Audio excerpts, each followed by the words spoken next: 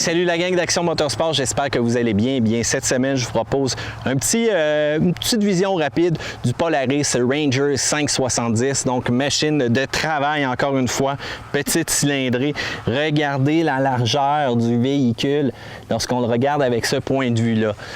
C'est sûr que c'est une banquette pleine lorsqu'on vient pour s'asseoir et on a une grosse benne à l'arrière vraiment là, dans laquelle on peut mettre plein de stock et qui va être facile d'ouvrir et de pencher au besoin. Donc vraiment pour faire des déversements, pas de casse-tête. Ça c'est vraiment la machine idéale. Donc on soulève. Voilà, amortisseur prêt. Puis en même temps, la minute qu'on a soulevé le tout, ça nous donne une accessibilité assez facile à cette motorisation-là.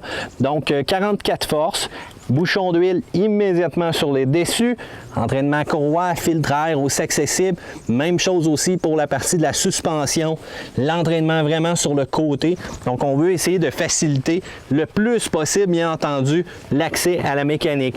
Du côté intérieur, c'est quand même pas si pire. Donc on a beaucoup plus d'espace de rangement que dans certains modèles de la compétition. Et on a une suspension aussi qui va être en mesure de travailler quand même assez bien. Donc avec une course améliorée aussi pour cette année-là. Donc quand même pas pire. Donc un moteur 567 pouces cubes. On développe 44 forces bien entendu. Je prends un petit peu de force à replacer ma benne. Injection électronique. Refroidissement liquide. Donc, c'est quand même une belle machine de travail. Regardez aussi. Donc, au niveau de l'accessibilité des composantes, donc pour ajouter de l'huile ou quoi que ce soit, pour vérifier le niveau d'huile. Donc, vous avez vu tantôt au-dessus. Là, vous le voyez sur le côté. C'est quand même bien. Notre amortisseur aussi qui est quand même assez proche. Donc, tout est quand même à portée de main, je vous dirais. Suspension avant, on travaille avec des McPherson, donc vraiment un style classique. Des bras triangulés doubles à l'arrière, suspension débattement de 9 pouces à l'avant, 10 pouces à l'arrière pour celui-ci. Et on a des freins à disque aux 4 roues qui sont vraiment à l'intérieur de chacune des roues arrière et non pas au centre des fois comme certains autres véhicules de travail. Donc on va vraiment travailler au niveau du différentiel pour les freiner. Les pneus 25, 8, 12, 25, 11, 12. Là, c'est sûr qu'on les a modifiés et embellis avec des roues qu'on a présentement ici. Et ça travaille. Ces petits duros-là, c'est assez surprenant. La minute où vous allez arriver dans des conditions un peu particulières aussi, glissantes, un petit peu de neige, bien ça va faire la job. Donc, au niveau du porte-bagages, 500 livres de capacité, 10 pouces de garde au sol. On a 1000 livres de charge utile. Donc, ça, c'est quand même pas pire. Et vous allez être capable de remorquer 1500 livres. Au niveau de la largeur, 73 pouces. Quand même assez large. Pour entrer à l'intérieur du véhicule, c'est quand même assez simple. Pouf, on relâche. Mais ça, c'est un peu tannant, là, cependant. Le filet tombe. On a comme une pôle. Comme ça, ici. Là, pour sortir ça, il faut que je penche la pôle que j'allais sortir. Puis là, vous voyez, si j'oublie le filet, là, ça va mal finir. Ça, c'est sûr. Avec la pôle qui descend comme ça.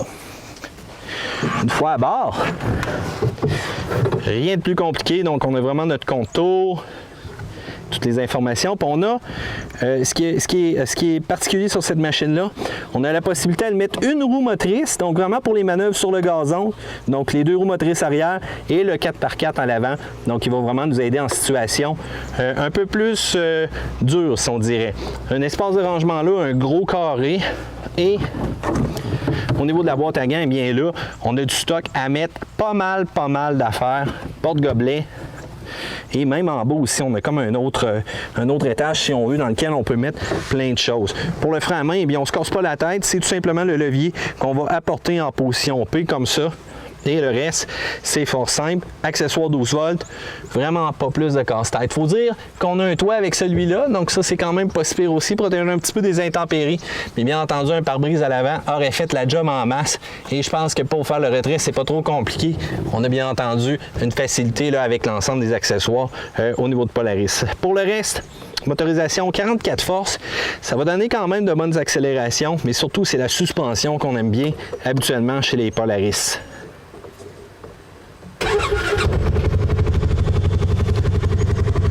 Je vais bien entendu fermer ma porte.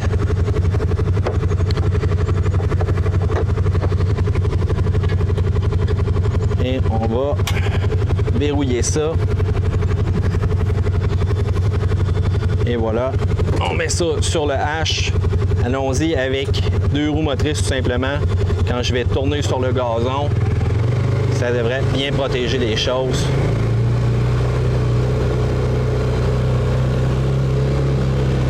Je ressens quand même pas trop les chaos, je vais vous dire.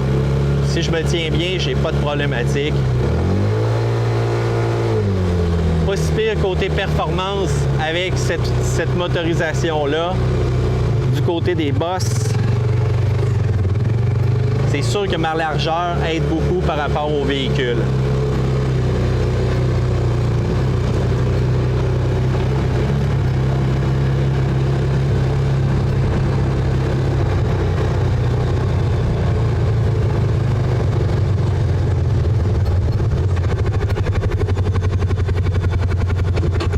Un petit peu dans les jambes cependant, la minute que j'ai rabaissé complètement ce bras-là pour immobiliser le véhicule. On va fermer tout ça. Il faut dire aussi ce qui est intéressant, c'est que notre volant est ajustable quand même. Donc en hauteur, ça c'est pas pire pour le confort bien entendu, mais juste le fait d'avoir ça dans les jambes quand je veux sortir, c'est un petit peu tannant, je dois le passer en dessous et voilà, je me retire tout simplement du véhicule. Mais bon, ça fait quand même la job.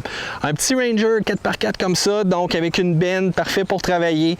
Encore une fois, un véhicule qui est beaucoup plus large pendant qu'il va être capable d'accueillir beaucoup plus de matériaux à l'arrière, voire même de chargement. Et on le sait, la minute qu'on va être chargé aussi avec ce VTT, ce côte-à-côte-là, eh bien, on va être en mesure d'avoir une meilleure stabilité. Pour la fiabilité, eh bien là, j'espère qu'on travaille toujours très fort du côté de Polaris pour nous amener des machines le plus fiables possible. Mais je pense que quelqu'un qui veut travailler avec ça va être capable de trouver quand même son compte. Alors voilà, gang, j'espère que vous avez apprécié cette petite vidéo-là super rapide du Polaris Ranger 570.